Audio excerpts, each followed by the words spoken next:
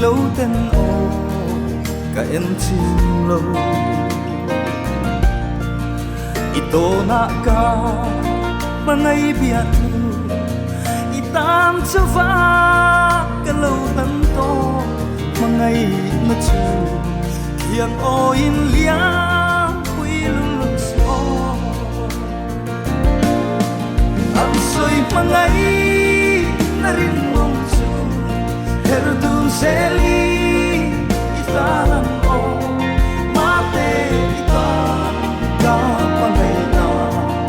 at suway ngay long iselang o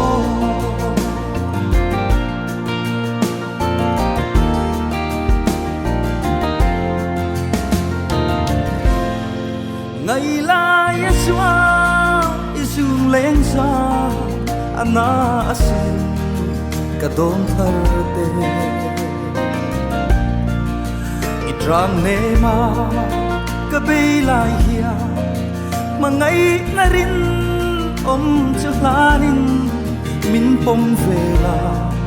buanang pomin min nem ro am soi mangai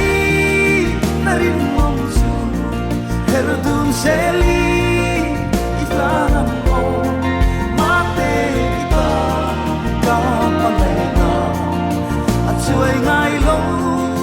iselang o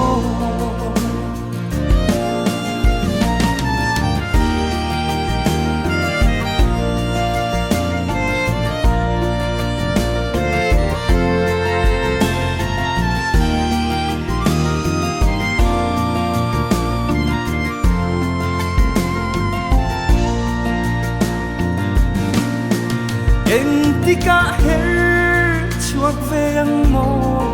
run mun sava kan len hun tu run mun sava kan len hun chua chu mang sin thi lung ngay na le mang an na te em chim lo đi ito to ang am soi mangai na rin mong chu herdun seli